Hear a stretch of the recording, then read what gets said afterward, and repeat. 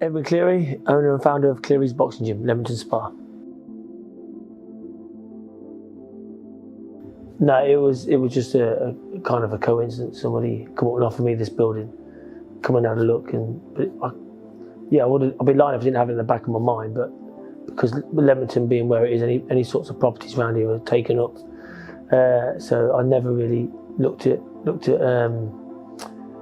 any sort of buildings, and I wanted a permanent base rather than. When I boxed, it was a Tuesday, a Thursday and a Sunday morning. That one I wanted somewhere where the kids could come every day and all the time, every day. I was thinking about this the other day actually. I would say it's a series of fortunate events. That's my quote. Hanging around the street corners and my mates when we were teenagers, got bored, it was cold. There's a local boxing gym opening up in Sydenham.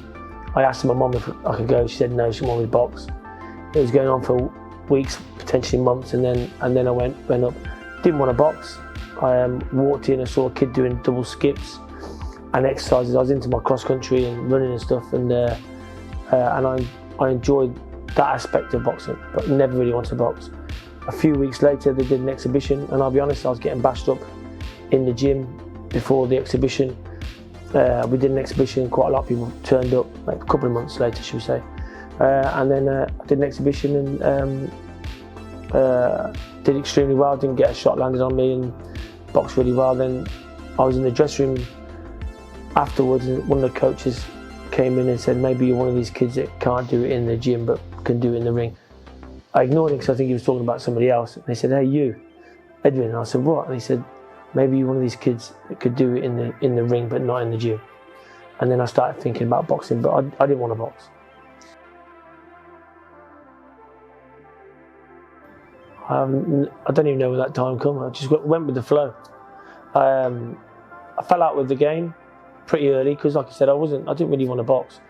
I fell out of it, and then I watched a documentary called 64-Day Hero, and in the 64-Day Hero, there's a Randolph Turpin. It was about Randolph Turpin's 64 days when he was world middleweight champion, and he was buried in the cemetery, which is across the road from me. But I kind of knew where that location was because as kids we played in that cemetery quite a lot, and so I found his grave, and I was bloody hell, Randolph Turpin, world champion. Then did a bit of research, which back then was hard because you're looking for books, not on the internet. And then Jackie Turpin, his brother, turned up in my gym, and it was like up at the gym, and I was like, wow, kind of starstruck. Talked to him for a few occasions when I could, because obviously everyone wanted to talk to him. And then I met him, and he invited me around to his house for Sunday dinner with his wife Betty, and I was there for about four years. And they introduced me to vegetables. Like I said, I had to eat them, I couldn't leave the house. But they spoke to me they met Marciano, Joe Louis, Muhammad Ali came to Warwick because of the Turpins. Obviously they met Ray Robinson, they met Graziano, Tony Zale, they met them all. So every week I'd get a history lesson about boxing, and then I fell in love with boxing. Yeah, you knew it was special, but it's more special now looking back at it. But at the time, it was. I knew that I was in a special place. I mean, David Beckham came up and had to wait for Naz to turn up. That wasn't just David Beckham. Other people would come to the gym and just you don't remember the Gladiators. You remember Gladiators? They all turned up. They had to wait. They had to wait and stuff. And they came in. It was like everyone was attracted to that gym. At that time and even now, they're still doing it now. I mean, the likes of Cal Booker and Kid Galahad. I mean, Brendan showed them their left and right, but Dominic and John have brought them through and to become world champions. Time. They had to show me time. Come into the gym, put in time.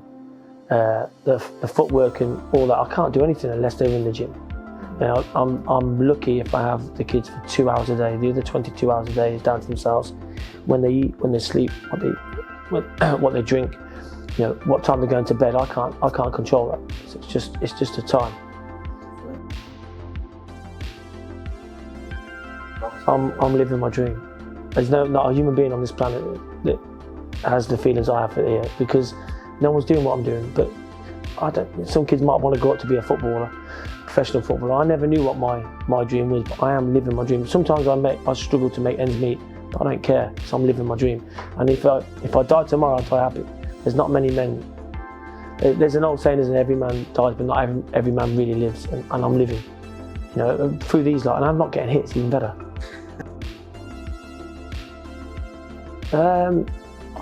Maybe it's just, I always tell these, there's not much I can do in the pro. I'm learning.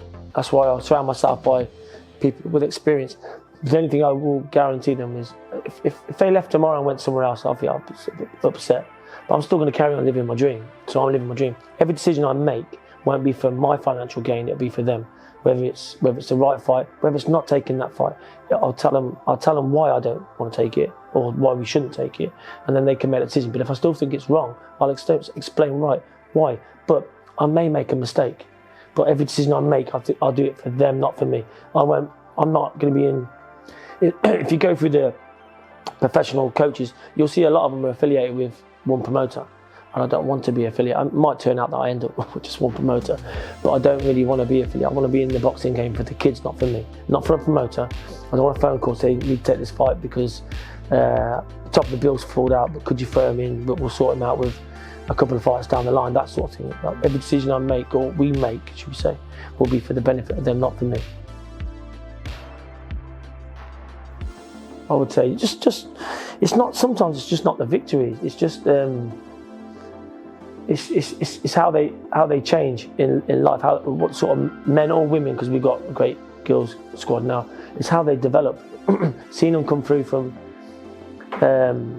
like a man, Kumar, he doesn't say a word to anyone when he first come in the gym, and now we can't shut him up. You know, it's that kind of thing. You see how they develop and they grow, and I don't think they'll get that anywhere else. I think it only really happens in a boxing gym.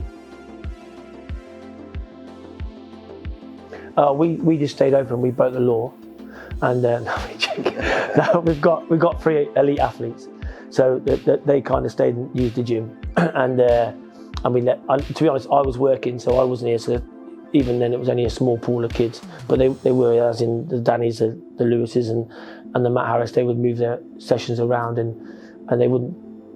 We didn't have the class, didn't have the kids in, didn't have anyone in like that. But we set up a WhatsApp group, and most of the kids, to be fair to them, were doing stuff outside, maybe dragging their mum out from the bike ride, or doing some pads with their dad, and then we'd just sort of give them some tips through social media, really. Whether you want to box or not, turn up at the boxing gym. It gives you fitness, it gives you, if you can commit to it, your fitness will comes up, and once your fitness level, you can do anything with boxing training. I believe if you put a boxing gym on every street corner, knife crime, gun crime, drugs, gone. You can't do it. You can't do that. It's impossible.